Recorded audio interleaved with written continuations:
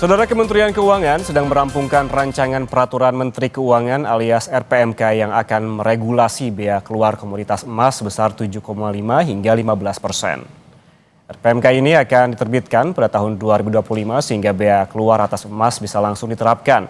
Lalu siapa yang paling terimbas dari kebijakan ini? Tentunya perusahaan yang memproduksi emas termasuk yang melantai di bursa.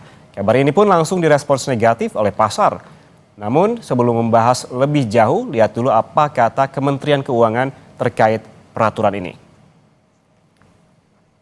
Kata Febrio Kacaribu, Dirjen Strategi Ekonomi dan Fiskal Kementerian Keuangan, saat ini PMK untuk penetapan bea keluar dari emas ini hampir dalam proses di titik akhir. Febrio juga menjelaskan bahwa pembahasan BELEI untuk mendukung hilirisasi dan juga ekosistem Bank Beliun di Indonesia, termasuk untuk memastikan ketersediaan pasokan emas. Sementara itu, target Menteri Keuangan Purbaya Yudi Sadewa adalah peraturan ini bisa menambahkan penerimaan negara sebesar 2 hingga 6 triliun rupiah per tahun. Berikut pernyataan lebih lengkap dari Menteri Keuangan. Kalau emas ada kan, karena kita sekarang kan biaya ekspornya nol kalau nggak salah. Itu selain untuk meningkatkan pendapatan pemerintah juga untuk melihat sih berapa sih ekspor emas kita sebetulnya. Jadi kita lihat nanti ada potensi income apa yang kita bisa dapat dari pertambangan itu yang mungkin estimasi sebelumnya belum tahu. Saya nggak estimasi. Nanti salah angkanya, saya lupa angkanya berapa triliun lah gitu. 2 sampai 6 triliun ya. Usulan tarif bea ekspor emas berlaku untuk jenis DOR, yaitu emas setengah jadi dengan campuran mineral sebesar 12,5%. Kemudian granus alias butiran emas hasil pemrosesan sebesar 12,5%. Ada juga cash bars atau batangan tuangan sebesar 10%. Terakhir minted bars, emas batangan cetakan yang sudah rapi sebesar 7,5%. Angka-angka ini saudara berlaku dengan syarat harga emas global di bawah $3.200 Amerika Serikat per troy ounce. Lalu bagaimana jika harga emas dunia di atas itu? Maka bea ekspor yang dikenakan akan lebih tinggi 2,5% dari ketentuan.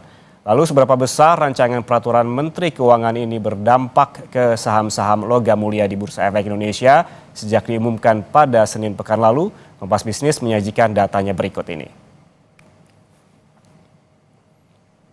Jawabannya adalah sangat berpengaruh dan direspons negatif oleh pasar. Terbukti sejak diumumkan Senin pekan lalu hingga penutupan bursa pada Jumat lalu, terpantau saham-saham dari perusahaan emas ini berguguran. Kompas Bisnis sajikan beberapa saham sebagai contoh saja, ini saudara. Di antaranya ada ANTM atau Antam, ini turun 4,28%. Selama sepekan kemarin ada AMMN turun 3,36%, Arci turun dalam 9,96%, ada PSAB juga terkoreksi dalam 8,70%, dan juga ada UNTR ini turun 3,48%. Penurunan yang besar tampak pada Arci dan juga PSAB yang masing-masing turun sebesar 9,96% dan 8,7% selama sepekan kemarin. Lalu mengapa demikian, saudara? Dibandingkan emiten perusahaan lainnya, total ekspor Arci dan PSAB ini menurut data ini ada 100% emas sehingga tentu akan sangat mempengaruhi kinerja keuangannya. Lalu sebenarnya mengapa pasar begitu responsif dengan rencana bea ekspor emas ini dan apa dampaknya terhadap perusahaan yang bergerak dalam pertambangan dan pengolahan emas? Kompas Bisnis langsung berbincang dengan Praska Putrantio, CEO Advisor Provina Visindo. Mas Praska, selamat pagi. Ya, selamat pagi Mas Ian. Kita membahas kembali terkait dengan saham-saham emas yang kemarin pekan lalu ini berguguran begitu bahkan hingga saat ini. Apa saja dampak rencana bea ekspor emas ini terhadap industri logam mulia di Indonesia?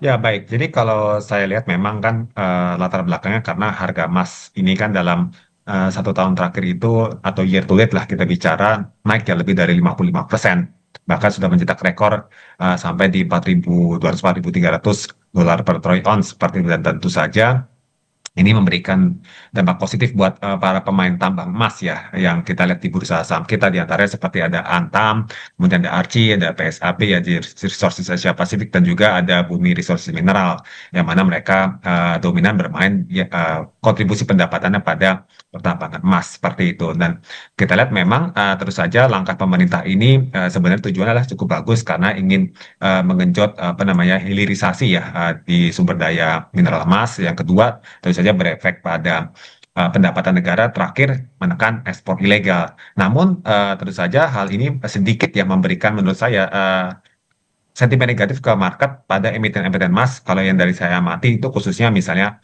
Aneka Tambang atau Antam, Archie, PSAW dan juga BRMS. Hanya saja tekanan tersebut lebih kepada agak campur ya, lebih kepada profit taking. Kenapa? Karena kalau saya lihat sebenarnya emiten-emiten emas yang saya pantau, yang kita lihat ini seperti Aneka Tambang, Archie ya kan, kemudian ada apa namanya Bumi Resources Mineral, itu ketiganya ini mayoritas domestik dari segi pendapatannya, kontribusinya itu ke pasar domestik orientasinya sekitar 80%-an dan juga mereka itu kontribusi dari pendapatan pertambangan emas juga sekitar 70-80%. Artinya secara dominan memang dari pertambangan emas, tapi exposure mereka pun juga mayoritas 80% domestik. Sehingga dengan ada wacana tersebut tentu saja tadi itu ya efeknya tidak terlalu besar seperti itu. Jadi bisa saya perkirakan memang dampaknya lebih kepada koreksi efek profit taking. Hanya saja untuk Hmm. PSAB atau J Resources Asia Pasifik ini yang 100% ekspor. Ini yang menurut saya terimbas cukup dalam Oke, dan month to date ya di posisi November data yang kami miliki. Mas Praska, J Resources atau PSAB turun sekitar 8% seperti itu. apakah ini artinya terkait dengan ekspor ini ataupun besaran ekspor ini sangat berpengaruh dengan saham ataupun kinerja saham emas di Bursa Efek? Tadi sempat menyebutkan data terkait juga dengan besaran ekspor. Ada di PSAB ini yang turun yang saya catat 8,70% di pekan Ya, lalu, ini karena ekspornya 100% dan yang 100% itu justru emas begitu yang diekspor. ya, Di Archie ada emas 100% yang diekspor, namun dari total ekspor adalah 12,4%, begitu tidak begitu banyak. Berarti ini artinya ya. ada pengaruh yang begitu besar selain juga ada sentimen-sentimen lainnya. Ya, betul, seperti itu. Jadi, sentimen pajak ekspor sekitar 7,5 sampai 15% tadi ya, tergantung dari bentuk emas yang apa namanya, yang dikenakan ya, hasil outputnya. Itu tentu saja pada emiten Antam, Archie, dan juga BRMS tidak besar, hanya saja ke PSAB yang potensinya besar, karena PSAB dominannya lebih kepada pasar ekspor, seperti itu. Hmm, hmm. Kalau Anda melihat ini tadi ada selain juga memang pada pekan lalu ada pengumuman terkait dengan bea keluar Ya, emas ini, apakah ini ada tadi sebutkan soal taking profit gitu ya, profit taking begitu ya. Apa ini hanya ya. respon jangka pendek atau ada faktor volatilitas dari harga emas dunia juga yang menjadi sentimen? Ya, baik. Jadi justru menurut saya yang lebih dominan adalah volatilitas harga emas dunia ini yang membuat sahamnya profit taking juga. Karena kan sebenarnya harga emas itu kalau dari saya amati sempat mencapai level 4.300 dolar per troy ounce. Kemudian koreksi menjadi 4 ribuan, sempat ke 3.900, kemudian sekarang baru naik lagi 4.100. Dan juga yang kedua adalah rilis data keuangan kinerja emiten-emiten yang berbasis tambang emas ya. Itu seperti Antam, BRMS, kemudian Archie, PSAB ya kan itu semuanya mencetak kinerja yang cukup bagus ya, pertumbuhan pendapatan sekitar Hmm. di atas 50% year on year per September, laba usaha maupun laba bersih itu rata-rata di atas 100% seperti itu. Artinya setelah pasca rilis, performance saham mereka yang kalau dalam catatan kami itu sudah mencapai sekitar year to date-nya di atas 100% semua, kecuali Antam yang sekitar 92% karena setelah koreksi ya. Tapi yang Archie, BRMS, PSAB itu masih di atas 100%. Artinya setelah kinerja bagus, di price in harga sahamnya, dan juga kebetulan harga emas dunianya koreksi, maka itu membuat saham-saham tersebut juga ikut mengalami koreksi dalam 1 bulan terakhir. Seperti itu. Oke, kalau kita melihat banyak sekali sebetulnya sentimen-sentimen dan juga katalis terkait dengan naik turunnya harga saham emas akhir-akhir ini. Ya. Namun secara jangka panjang proyeksi Anda seperti apa, Mas Pascal, terkait dengan emiten logam mulia ini? Mengingat juga aturan ini kabarnya baru akan berlaku pada tahun 2026. Baik, dari sisi efek peraturan tersebut ya, menurut saya peraturan tersebut tentu memberikan dampak. namun tidak signifikan untuk emiten yang eh, minor ke ekspor atau yang mayoritas ke domestik seperti itu, khususnya yang bisa melakukan diversifikasi ke emas batangan dalam hal penjualan. Namun secara jangka panjang tentu saja emiten-emiten emas tersebut itu malah dipengaruhi oleh bagaimana pergerakan harga emas ke depan, terutama setelah misalnya The Fed kembali pangkas bunga dan kemudian kondisi ekonomi global seperti apa di tahun 2026 yang diproyeksikan masih cenderung relatif flat ya. Ini yang cenderung mendrive harga emas relatif stabil atau bisa mengalami koreksi atau mungkin kalau inflasi kembali memanas lagi harga emas bisa kembali melambung seperti itu. Jadi sebenarnya secara jangka panjang efek dari peraturan ini justru menurut saya minor ya untuk emiten yang berbasis domestik dominannya, tapi untuk PSAB bisa mempengaruhi karena PSAB melakukan dominan pada ekspor di penjualannya seperti itu.